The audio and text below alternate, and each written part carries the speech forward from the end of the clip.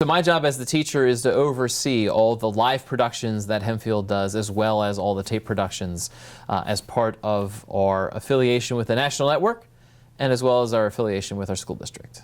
One of the big things I try to teach is to make the message as simple as possible. There's a rule of 5 that we talk about in class. No more than 5 lines of text on a page, no more than 5 words per line. A viewer doesn't have long to sit there and absorb the visual message you're trying to get across. Another trick with anything that's visually on the screen, graphics-wise, is I say they have to be able to read it out loud twice. In teaching, I think graphics is really important, especially nowadays as we're going to a more digital environment. I think graphics make all the difference between a more amateur production and a more professional production.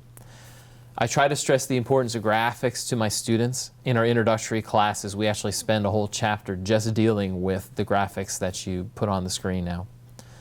There's a lot of different software programs. When you think about making a video production, you have a program just for editing your tape together.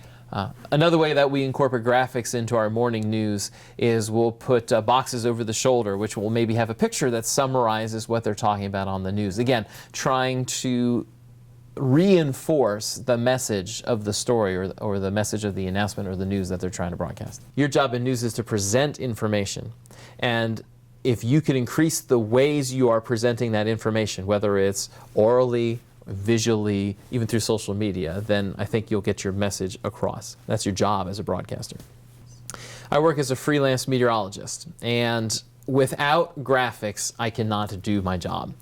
My story is told through the graphics that are on the screen. Again, when I approach a newscast, I'm going to assume that people are not listening to my words until they see something that interests them.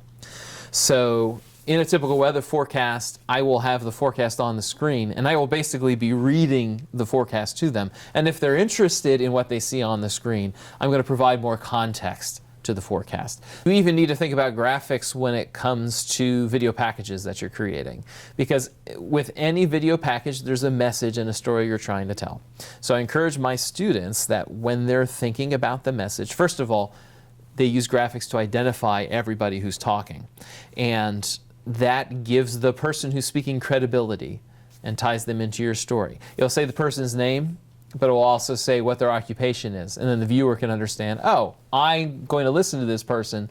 They're credible because they're associated with the story in an obvious way.